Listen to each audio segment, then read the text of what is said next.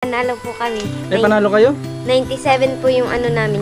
Yung kabila po ay 96. Labis-labis kaming humahanga sa magkapatid na ito dahil ipinakikita nila na nagsisikap talaga sila sa kanilang pag-aaral. Hawakan nyo ito, 2,000 pesos. Kaya't kung kayo ang tatanungin kung deserving nga ba ang dalawang ito na naging scholar natin, ay comment nyo lang sa comment section below. At sama-sama natin sila ngayong kamustahin. Good day mga kalingap sa lahat ng viewers natin Facebook, maging sa YouTube channel natin. Nandito po tayo ngayon kala Cyril para kamustahin ang scholar natin na dalawang magkapatid. At salamat, shoutout nga pala kay Ninong Hawaii. Salamat po sa pagsuportan nyo po sa amin dito kala Cyril. At sana nandito na sila kasi ngayon ay Monday. So baka may pasok sila.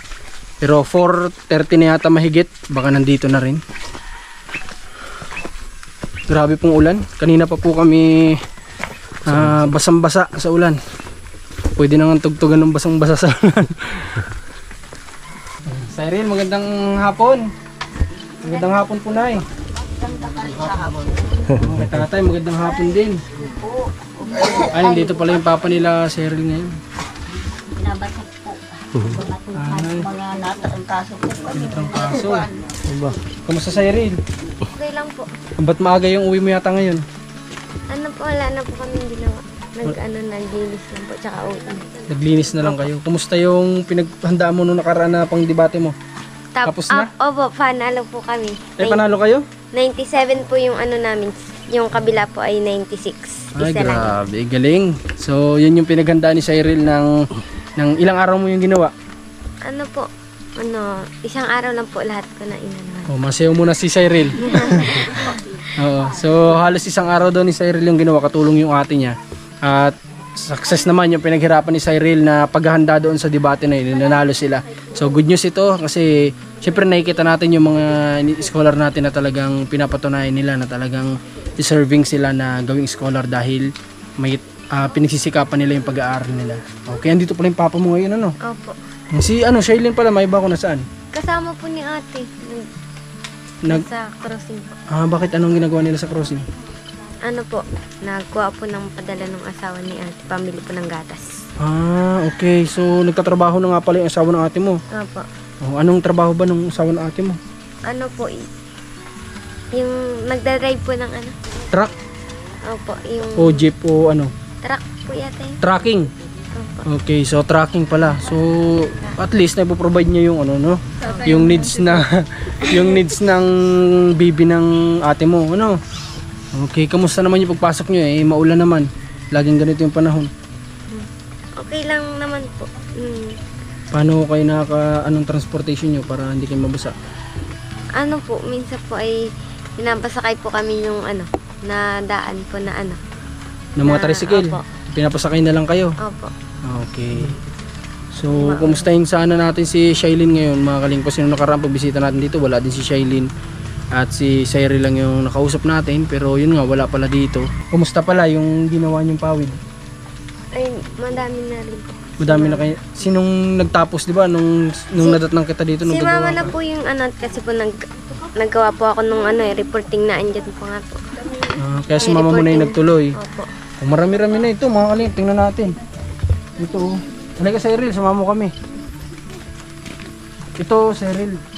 Ito, gagawin pa lang ito, no? Opo, gagawa. Ano bagong order ba ito? Kasama pa rin doon sa 200 na in-order sa inyo. May bago nga po. May bagong order?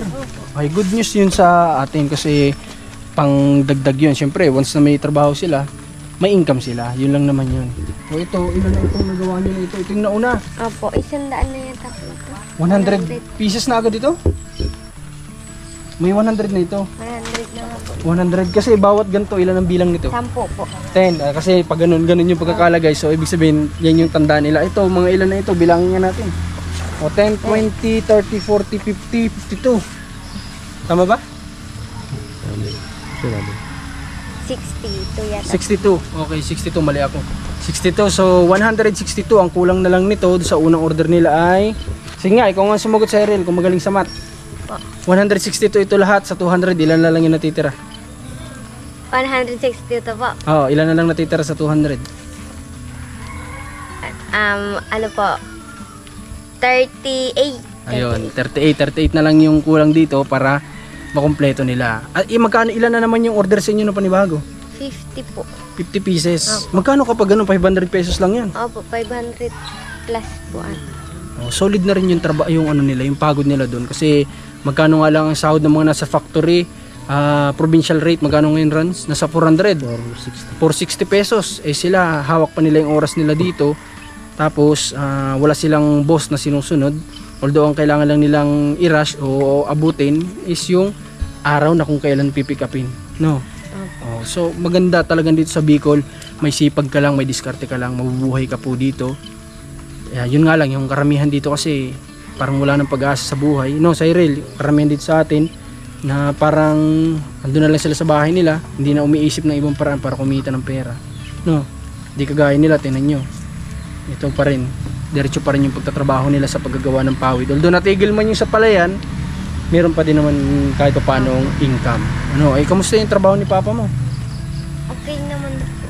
Kamusta yung anong kailan siya dumating?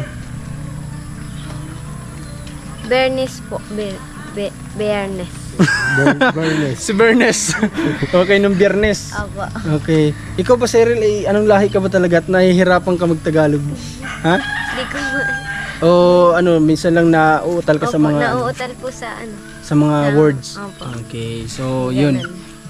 Nauutal lang si Cyril pero hindi siya ibang lahi. Pilipino din. Okay, nasan si lalaki mong kapatid? Nasa school pa po. Nasa school pa ngayon.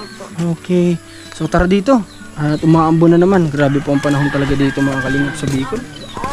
Lagi na lang ganito. Nag-aalaga ba si mama mo? Opo. Okay. Gusto ko sanang kamustahin din si mama mo. May iba pala ako. Si Ninong Haway ba nakakausap nyo na? Opo. Nakaka-chat nyo na siya? Opo. O kumusta naman yung nyo? Ano po, tinatanong po niya kung ano daw po, kung yung card po, kung nag-release niya daw po. Sabi ko po ay hindi pa po. Hindi pa na-release yung card. Pero Ninong Hawaii for sure matataas yung grades niya ni Cyril. Si Shailene hindi ko po alam. Pero ganun din yan kasi paras naman silang nagsusumikap sa pag-aaral. Kaya wala po tayong dapat ipag-alala kung ano po yung magiging grades ito mga tod. Pwede mo bang kapag dumating yung cards mo, pwede mo may pakita sa amin kapag ni-release? Para makita din ng viewers kung ano yung pagsisikap niyo sa pag-aaral. Siguro po ay may mababa po ako dun. Kasi po po ay nadamay po ako sa ang iingay po ng mga kaklase ko. Tapos? Pinalabas po kami tapos wala po akong performance tax. Baka po nasa 87, 89, mga ganun lang po. Okay, so yung 87, 89 kay Cyril ay mababa na po yun. Ako po nung araw, pag po ako naka 75 at lamang ng isa sa 74, mataas na po para sa akin yun. So iba yung mababa kay Cyril. Diyan niyo po makita na talagang sanay siya na mataas yung grades kasi nabababaan na nga siya sa 80 plus, 80 pataas. So 87 nabababaan na siya dun. So nandiyan na. Okay, tingnan natin si Shailene. May buhat-buhat, tulungan natin. Shailene, ano yung buhat mo? Higit. Ha? Ang pet-pet mo na nagubuhat ka ba yan? Ako na ang bubuhat. Ako na. Tara. So, tubig yata ito ng anak ni Sherlyn kasi dapat distilled water talaga sa bata. Hindi pa pwede yung mga tubig dito na galing sa bukal. Buti po ganito yung pinapainom niyo sa bata, no?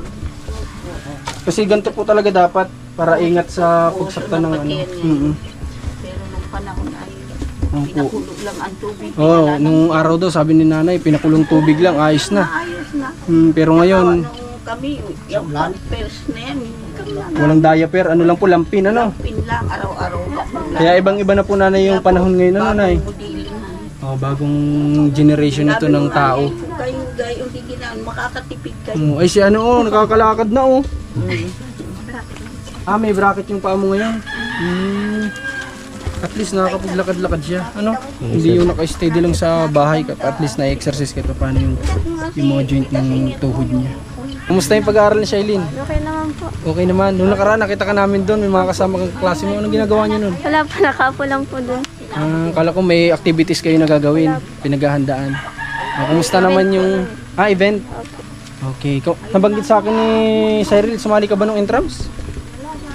Hindi po. Hindi. Hindi po. Hindi ka rin, wala ka rin sinalihan ng intrams?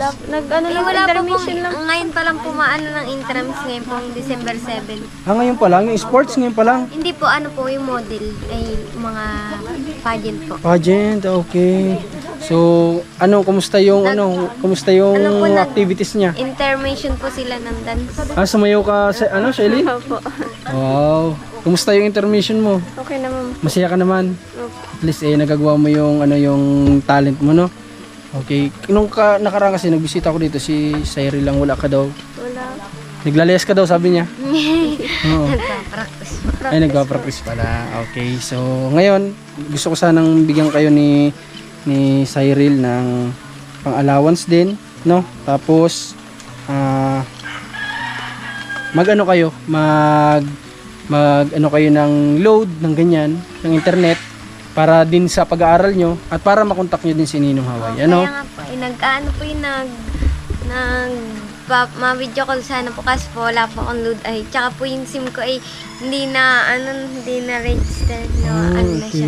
Paano kayo magkakaroon ng internet kung ganun? Na-hotspot po ako doon sa isang cellphone. O di yun na lang yung loadan nyo, no? Okay, bibigyan ko kayo ng hawakan nyo ito, 2,000 pesos, ha? Pang allowance ninyong dalawa, tapos yun nga, mag-load na lang din kayo ng internet nyo, no? Kasi wala naman kayo ditong wifi. So, hindi lang yan. Rans, kunin mo yung grocery doon, Rans. Ito yung susi. Yan, kukunin ni Rans. Anong gusto niyo sabihin kay Ninong Hawaii? May gusto ba kayong sabihin? Ay maraming salamat. Isa-isa muna. Isa-isa muna, si Cyril muna.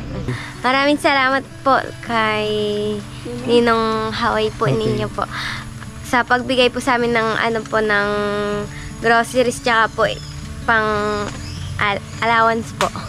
Okay, si Shailene, may gusto ba sabihin? Maraming salamat din po. Yun lang. Okay. Ito si Shailene ay napakatipid magsalita. Okay lang yun. So antayin natin yung kinukuha na Rans na groceries ninyo para meron din kayong grocery dito. Na po hanggang December 15 na lang po ang pasok. Tapos ang resume? Ang balik po? January na po. January? Okay, so matagal-tagal. O ngayong pageant, wala bang kasali sa inyo? Wala po. Ano lang po, sa Christmas party lang po. May pang Christmas party na ba kayo? Wala po. Damit po? Oo. Wala po.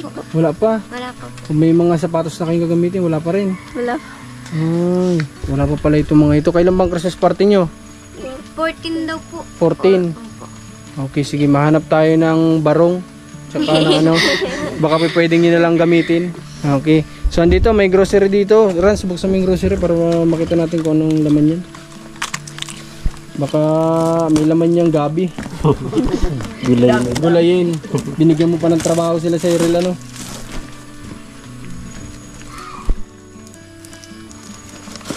Doon sa lamesa, Rans.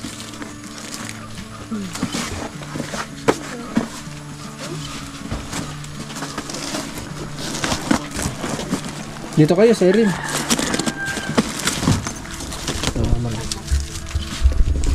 Okay, meron tayo dito mga dalang groceries para sa kanila. Puno. Ayan. Ito. Tapos, kung gusto nyo magluto ng sopas, meron din dito. Ano to, Rans, kinuha mo na ito, juice. Ito. Mga cupcakes, bigyan nyo yung hindi pa pala pwede yung bibi, ano? Hindi pa pala pwede. Spaghetti, pag gusto nyo magluto ng spaghetti, may sopas kayo, may bihon. Tapos, ano to? Okay, kape. Kapeng may baso. Asukal ng kape, baka malaglag, lagay mo dyan. Tapos ito yung gatas para sa sopas ninyo. Tapos may palaman din dito, no? Tapos, ngayon pa lang darating nga pala na Christmas party nyo. Kakausapin natin si Ninong Hawaii, no? At saka kung kung before ng Christmas nyo, baka pwede tayong sasama kayo doon, tapos mamimili tayo ng susuotin nyo, no? Baka gano'n na lang yung gagawin natin, ano? Opo. Para meron kayong susuotin sa Christmas party. Ano ba yan? May uniform ba o kanya-kanya? Ano po ang sa akin po ay dress ng Dress yung gusto mo. Opo. Si Shailene, hulaan ko na, sandong pambasketball, tapos short na maong. Yun yung partner, nakapambasketball, nakamaong, tapos saka sombrerong nakatagilid pag sinuot. Ano, Shailene? Ganun yung gusto mo? Hindi po. Ano ba yung gusto mo? Crop top po ko tsaka mamaong. Maong. Okay. Maong na ano? Yung skinny o ano? Yung I mean fitted o hindi? Hindi rin. Hindi niya alam. So ako na magde-decide para sa kanya. Ang paborito po niyan, yung mga panlalaki na ano, na six packet, yun, yung mga ganon. Yan yung gusto ni Shailene kasi iba po yung taste ni Shailene. Ay si Shailene po ay di ko alam kung boyish ba si Shailene. Ikaw nga magsabi, Shailene, sa camera, boyish ka ba? Ah, hindi naman. Okay, talagang iba lang yung hilig niya sa hilig ni Cyril. So, yun lang. Salamat sa ano sa ginagawa niyo pagsisikap ninyo sa pag-aaral. Kasi nandito lang naman kami nila Ninong Hawaii para sumuporta sa inyo. Ano? Tapos, yun lang, makipag-communicate kayo sa kanya para na sa ganon ay maging updated din siya sa inyo. Kasi hindi naman araw-araw nandirito kami. Hindi kagaya nun, anytime pwede niyo siyang i-chat. Pwede niyong sabihin sa kanya na ito po yung mga grades namin ngayon, ito po yung mga quiz namin ngayon, no? Para nang sa ganun ay kumbaga ay mas magtiwala sa ating si Ninong Hawaii. Ano? Opo. Okay, sige. God bless sa inyo at kay nanay, kay tatay, sa mga lola nyo, no? God bless din sa kanila. Okay, salamat kasi pinatutuloy nila kayo dito ulit. So, maraming salamat ulit. At yung nga pala may mga nagsasabi na ba't daw hindi pa nagkaroon ng tahanan sila sa Cyril kasi nga wala pa pong lupa sila. So, ang pinangako naman natin sa kanila, kung may lupa na sila, tutulong tayo sa mga materyales sa abot ng mga kaya natin. At saka pinuntahan namin yung sinasabi niyong lupa, yung pala ay inaabot ng baha. Yun yung magiging problema doon kasi gusto sana nga namin makakuha ng lupa at pwedeng magtao muna sila o magpagawa sila doon ng bahay, pati po sila Ate Isabel, kaso nga lang yung palang pwesto na yun talaga nagbabaha daw doon, no? Si Ate Isabel din nagsabi kasi nagtira daw siya doon malapit, umaabot daw dito yung tubig doon, pasok daw yung bangka, sabi ni Ate Isabel. Hindi ko lang sure kung totoo o kung ano, kailan niya na-experience yun. Ano? So, yun. Yun lang mga kalingap. Salamat sa pag-support dito sa magkapatid na ito, sa panonood sa kanila. May gusto ba kayong sabihin sa viewers? Ay, maraming salamat po sa pagsubaybay sa mga ano po namin, mga vlog kay Kuya Marcos po. Okay. Sana patuloy niyong panoorin yung mga videos nila para na sa ganun ay mas ma-inspired tayo sa kwento ng buhay nila. Yun naman yung purpose din natin dito, yung ma-inspired yung mga kabataan na nanonood sa kanila na dapat magsikap sa pag-aaral para na sa ganun may marating sa buhay. So, yun lang. Maraming salamat. Paalam na kayo sa camera. Bye-bye. Okay. So, God bless po. God bless. Supportahan niyo Commander ni Marcos. Andito sa baba. Hindi ko alam kung anong ginagawa. Naglalaba ako. Naglalaba nang walang labahin. Okay. Alma Vlog sa kanyang Facebook page. Salamat po. God bless.